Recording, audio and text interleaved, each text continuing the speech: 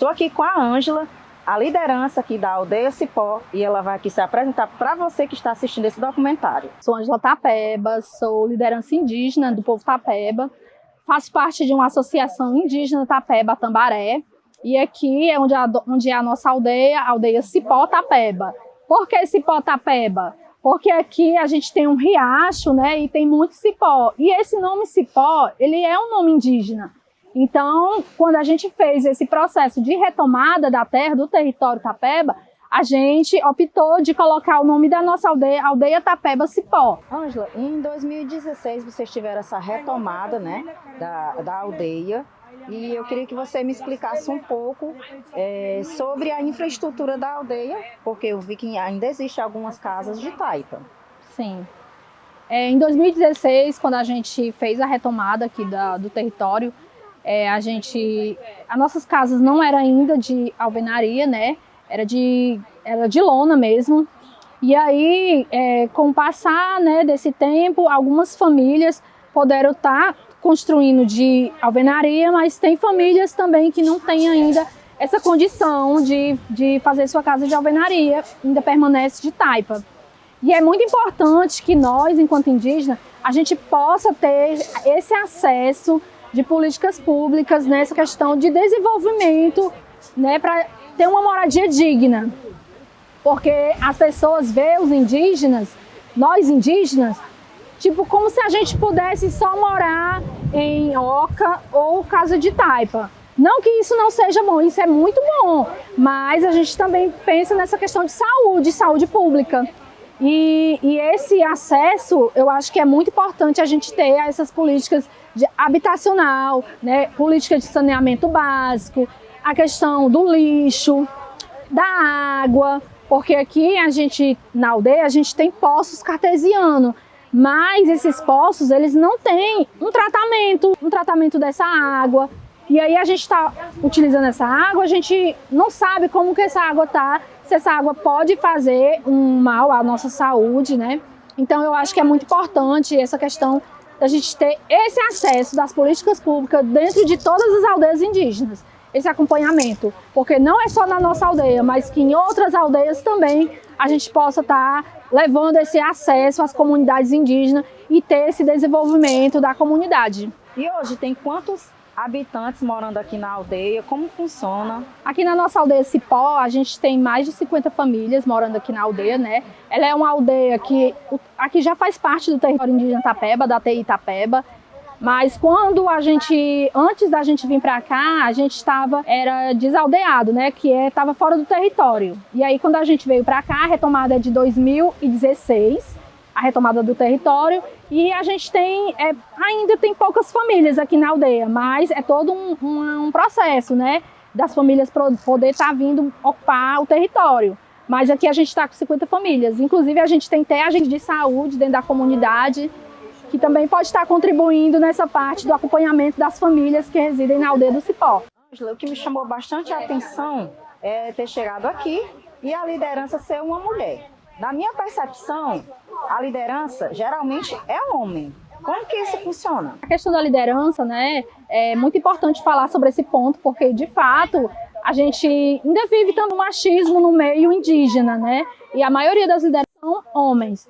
Mas nós que somos mulheres, a gente também pode ser liderança do nosso povo. Inclusive, eu enquanto mulher, eu acho que nós, mulheres, é que somos a base do povo. Porque a gente, como mulher, a gente é capaz de organizar, de articular, de dialogar. E sempre os homens são mais de ir para cima, né? E a gente sempre vai contornando. A mulher sempre tem esse jeito, né? Não querendo dizer que a gente é um sexo frágil, não, a gente é muito forte, porque só da gente estar organizada para poder lutar pelo seu povo, isso é muito forte para a gente. Eu, como mulher, me sinto muito lisonjeada, né, dos meus parentes ter me apoiado como liderança indígena Tapeba, dentro do povo Tapeba.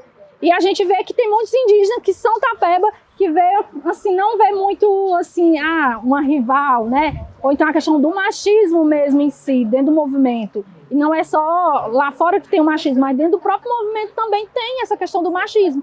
E isso, nós, enquanto mulheres, a gente tem que combater isso, o machismo. Que é isso, as mulheres que estão aqui, as mulheres que têm que tomar de conta, oxe. Ângela, você como mulher, como foi você se tornar liderança de um povo indígena e o que você acha que isso vai influenciar para essas outras mulheres também ter esse pulso forte? Para mim ser liderança indígena, primeiro, eu já faço parte do movimento, né? Desde criança a gente já acompanha o movimento indígena, por conta da minha mãe, né? Do meu pai. E também a gente morava desaldeado, né? Que era fora do território. Então, para essas pessoas que estavam fora, que são parentes, para ter voz, foi preciso ter uma liderança que representasse aquele povo. E aí eu me coloquei como liderança desse povo, né? Na comunidade que a gente morava, era uma comunidade no bairro, que era o Itambé.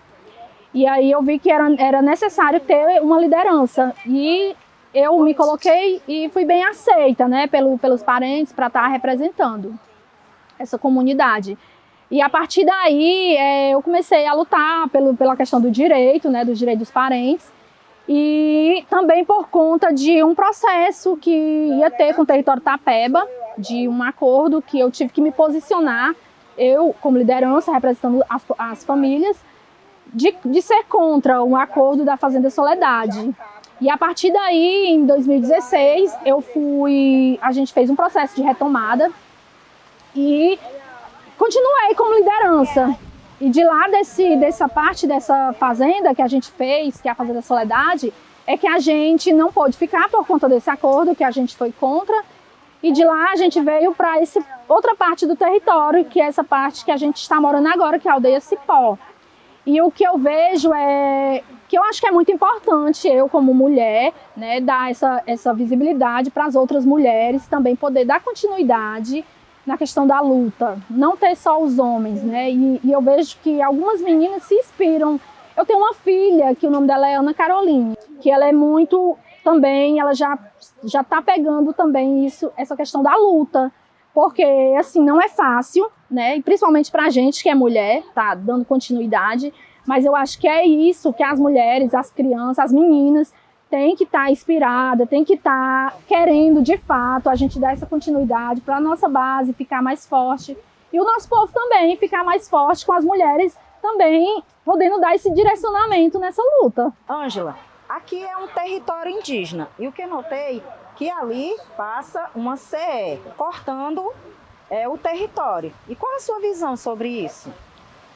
Assim, a minha visão sobre a CE, né, que corta o território, é que aí nessa CE a gente vê assim muito perigoso, sabe? Porque nós mesmos aqui da comunidade, eu estava até falando para os outros parentes, né? E a gente vê que para a gente ser atendido no posto de saúde, a gente tem que o carro vem pegar a gente, né? E atravessa a CE.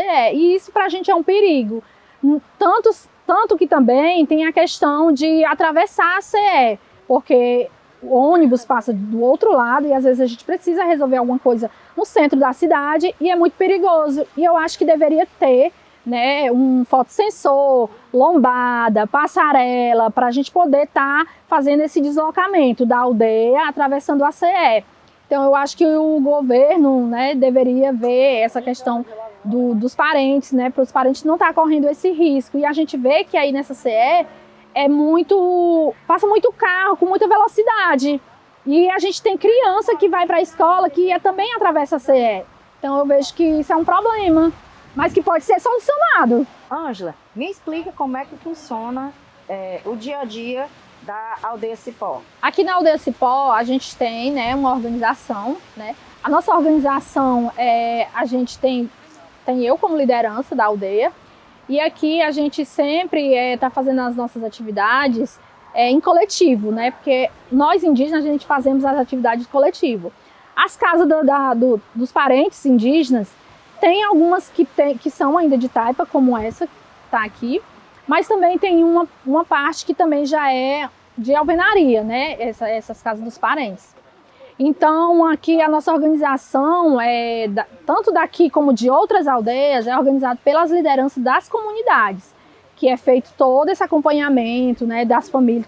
Para um parente indígena vir para cá, a gente faz essa reunião para poder saber de onde para poder... A gente está com essa aldeia organizada, porque a gente tem que funcionar assim, organizada, né, coletiva, e é isso.